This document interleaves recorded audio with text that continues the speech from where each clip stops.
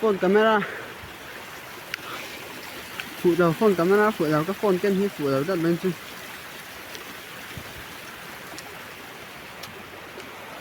Android phone hi áp phụ lấy thầy lâu những cái gì thứ tạo nó mà hoàn toàn cao luôn gì battery lâu không ai bút chuyện tha hi bây giờ có phải đăng thì bút cái ngày tuổi xuống là hay tu tắm khổng mày à lâu mình à cần sẽ biết gì là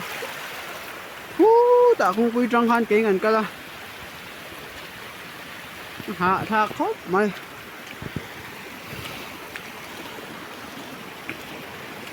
hay thì lại khán mình lâu chẳng à khi thì lại ăn chuyển tên con mình nó sao được cả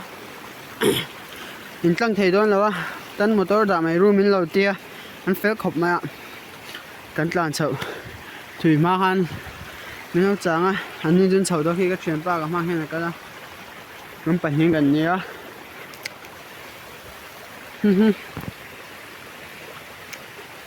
lôi pu té em dệt yêu tần sư mà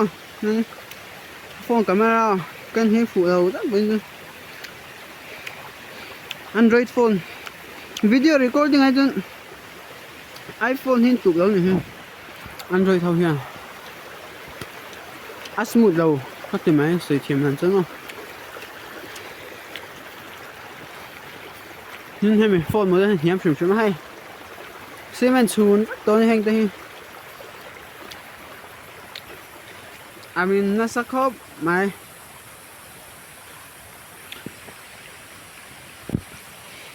ai long khó chung luma km rục về là ôm anh hay lại peng làm peng chậu na công pui trăng han ai long ha km rục về rất là ngay to ai long khó chung đinh cái tiếng ram chung ai long ram chung chu nha mà sẽ khó chung cho hẳn khang lâu như số km rục về khi mình nó sắc khóc mày hay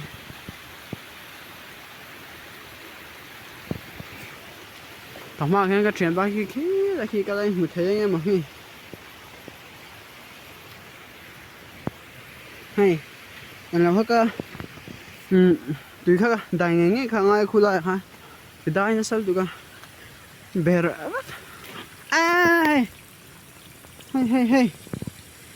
pile hay bè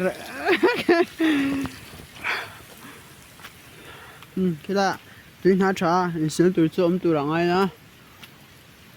tuyên hỏng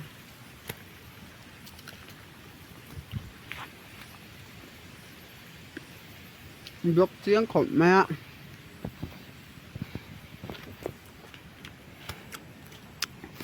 xin nó sàng hắn các phone camera hư vinh chu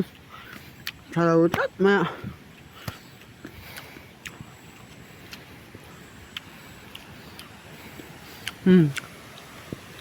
đi hỗ trợ mà hay hắn công hết chuồn vách tôi nha xem anh nhìn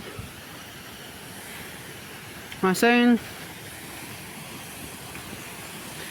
tiếng nghe cái gì có sợi không leimin nhau nữa ở năm ba ní dàn rồi xuất khăn xa nhỉ Independence Day ni anh ni dàn tha với ni ni som paru August sang ni som hi palin ni hai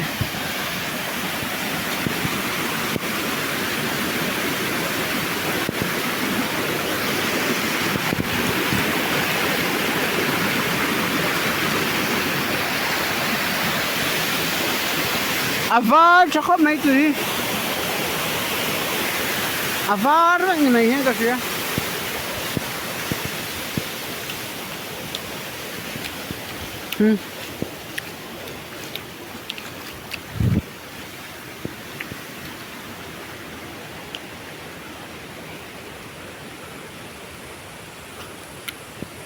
anh khăng sầu thế bao cả cái tuổi ha về được đau chân cái lá cover riêng á nuông khóc mà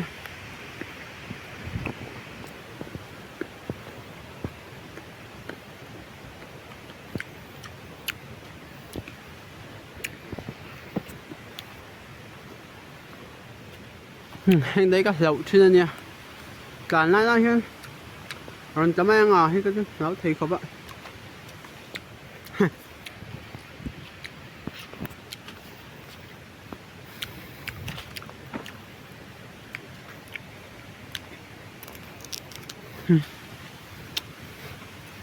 Hình ạ.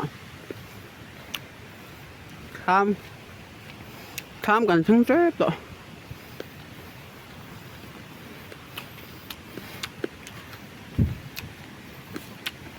Thế này là cái tuyến nào thì không biết tuyến cao. Thì anh hình đâu mà phim cắt á. Nha.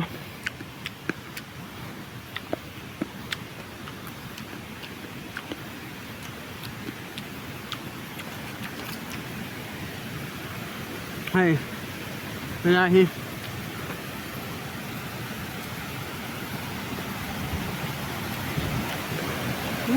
ngon lắm đó bọn. Nó như búa mày.